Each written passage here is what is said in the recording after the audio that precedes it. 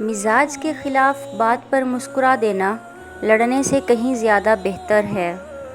فکر نہ کریں، لوگ بھول جائیں گے مگر اللہ نہیں بھولتا آپ کی نیکی نہ لوگوں کی زیادتی۔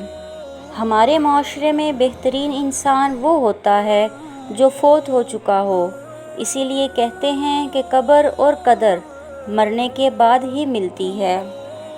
بہت اچھے ہو کر بھی آپ ہر ایک کے لیے اچھے نہیں ہو سکتے، جبکہ کہیں آپ برے بنا دیے جاتے ہیں اور کہیں آپ کو برا ثابت کر دیا جاتا ہے۔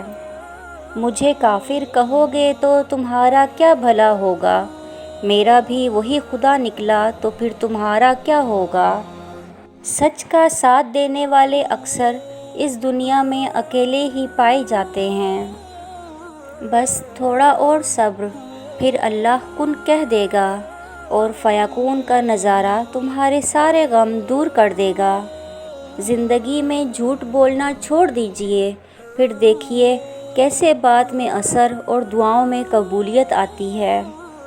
کسی انسان کو پتھر سمجھ کر ٹھوکر مت مارو، بلکہ اسے تراش کر دیکھو، شاید وہ ہیرا ہو۔ صبر کرنا اور قدر کرنا نصیب والوں کے حصے میں آتا ہے، کیونکہ صبر آپ کو ہیرا بناتا ہے اور قدر کرنا ہیروں سے ملوا دیتا ہے۔ شکر کرنا سیکھو، اتنا ملے گا کہ تھک جاؤ گے۔ سب سے بہترین صبر وہ ہے جو تم نے اللہ کی رضا کے لیے کیا۔ اپنوں سے اختلافات بے شک رکھیں، لیکن کسی میدان میں اپنوں کو ہرانے کے لیے کسی دشمن کی صف میں کھڑا ہونا بے غیرتی، بے وقوفی اور منافقت ہے۔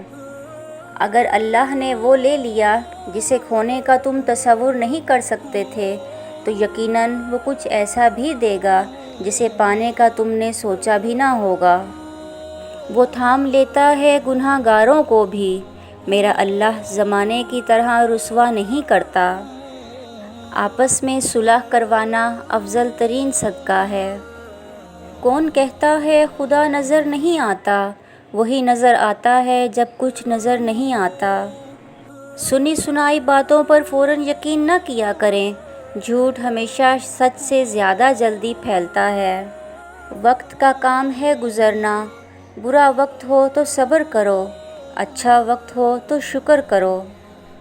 Please like and subscribe my channel. Thank you.